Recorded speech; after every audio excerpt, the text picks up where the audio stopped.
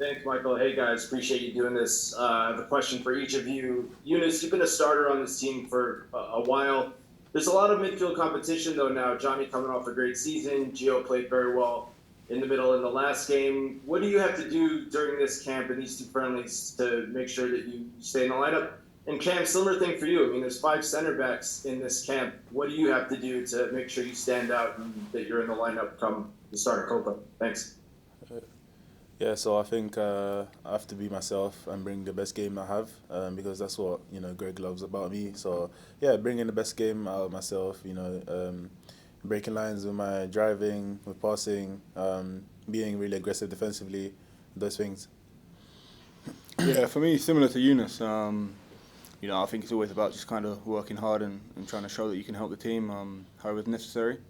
Obviously, I think ultimately it's always good when there's competitions for places because you push each other on and yeah, just trying to do the best I can and help the team where I can. Next is Jonathan Tannenwald from the Philadelphia Inquirer.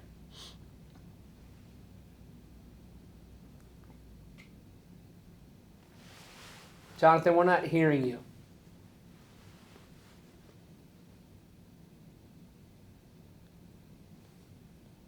Still not, but your line is open.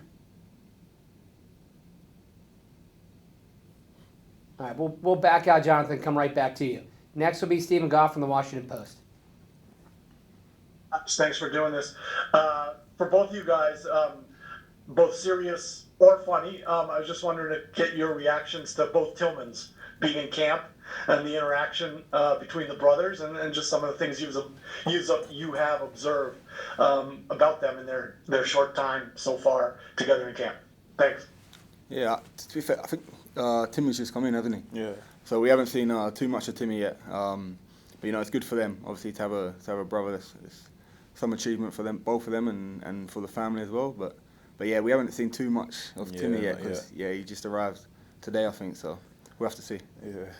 Timmy actually did get in late last evening. That reminds me, 26 players now here, the 27 on the roster, with Mark McKenzie arriving later today. We'll continue with Paul Tenorio from The Athletic. Thanks, Michael. This one's for Yunus. You're one of a few different guys on the team that has a teammate, both the national team and the club level. I wonder what you learned maybe about Christian, spending a whole year with him at the club level as a teammate that you didn't know before from the national team, and what you saw from the inside of what's made Christian so successful at Milan and helped him onto what has been a career season for him. Thank you. Yeah. I've gotten to connect with Christian a lot on a personal note. Spending a lot of time with him in the season, on and off the field. No, it's been great being able to connect with Christian because I didn't get a chance as much to do it in camp. So getting to do it in the whole year, it was really nice. And then on the field as well, he's grown so much playing on the right wing. Being so effective this season, scored so many goals and assisted, and he's been I think the best attacker in our team. So it was just the manager was giving him confidence. He had faith in him, and it was a mutual thing, and the confidence that the manager gave him reflected on the field. So that's how the season went. All right, Jonathan, let's give it a go again. All right, does it sound better? It does. Thanks. Thanks, Michael, and thanks, guys, as always, for taking the time. Yunus, this one's for you. How do you assess how your season at Milan went? You played in a lot of games. They finished second in Serie A. It was a good season for the club in a lot of ways, but maybe not as much playing time as you had hoped for. Personally, how do you think it went for you? Yeah, so no, it went really well at the beginning until December when I got a little injury. Played a lot of games in the Champions League and important games in the league and everything. So it was really great. And then that's when obviously you start expecting that it's gonna go like that for the whole season.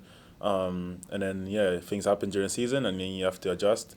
And then towards the end of the season, I started being involved in some really important games again. Europa League and the derby and things like that. So no, it's been a good season. Knowing that I was always there, pushing and always staying around the team, and it's been a good first season. Next is Henry Bushnell from Yahoo. Thanks, Michael. Thanks, Cam and Yunus. Appreciate you guys doing this. Another question for Yunus. Sorry to keep peppering you.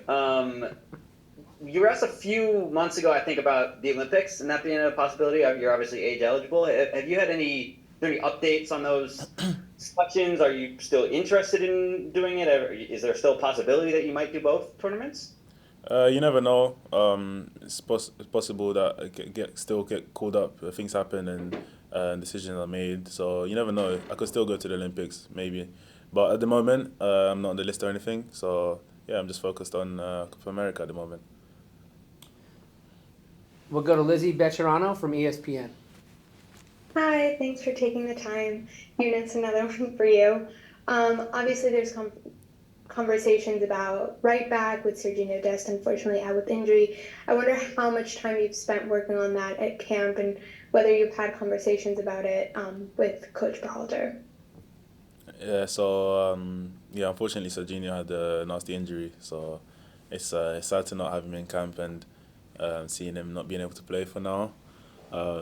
But yeah, we have also a lot of quality right backs. I played right back myself as well this season. So yeah, it's a position where if I was asked to play there, I'd be more than happy to play there and try my best to do it. So yeah, I'm looking forward to seeing where I'll be playing. Next is Mike Waitala from Soccer America. Hi, Cameron, congratulations on adding more trophies to your collection. Can you talk a little bit about what it's like to play in Scotland? It looks like you have a pretty amazing home crowds, and maybe how that type of soccer compares to what you may have to adjust to when you play with the U.S. national team. Yeah, no. So I really enjoy playing at Celtic. Obviously, it's a massive club, and you know one thing I like about it is the pressure's always there. You know, the title race this year got a bit close, and you know, you could kind of see from our fans that like it would be unacceptable for us to lose that. So you know, it definitely helps you and keeps you on your game. And then football-wise, you know, some of the games are really good, some of the games are really tough. Others not so much. You know, it's hard to kind of compare to international football, but I mean, at the end of the day, you just got to kind of deal with what's in front of you and try and compete as best as you can. We'll go to Michael DeCourcy from the Sporting News.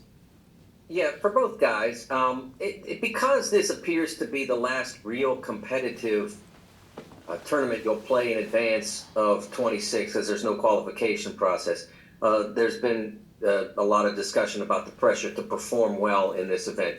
Is that something that is felt within the locker room, on the practice field to this point? I think you know, you always want to perform to the best of your abilities, and that's something that, you know, we want to do. You know, obviously in the two friendlies and then going into the tournament. You know, I think for us it's about the focus on performance, and you know that's what we're working on every day in training, trying to get our performance levels as high as we can, and that kind of consistency of performance, not just in games but in training as well. And you know, I think we're confident that if we can kind of reach our maximal level, that you know we'll do well. Next is Michele Giannone from Univision. Thank you, Michael. This is for both of you, and Yunus, if you can answer in Spanish, Cameron obviously in English. Just about Colombia, what do you know about Colombia? What do you expect on Saturday? And we've been hearing over and over that these games are very important to grow and to learn, gain experience towards 2026. So what's something that you might want to pick up on Saturday? Thank you. Creo que Colombia es un rival que, sí, es un rival muy complicado. Se ve que cada partido que juegan ponen mucha intensidad. Son muy físicos, especialmente su defensa. Y no, creo que tienen mucho talento también en el ataque, como por ejemplo jugadores como Luis Díaz. Y entonces, no, ese partido nos va a ayudar mucho en la preparación para Copa América, para ver cómo estamos. Y sí, es afrontar un rival muy bueno, entonces nos va a sacar la mejor versión de nosotros también.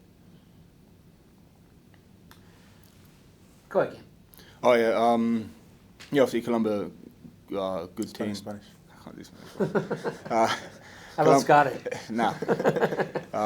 Yeah, obviously Colombia's a good team. You know, some great players playing at big clubs around the world.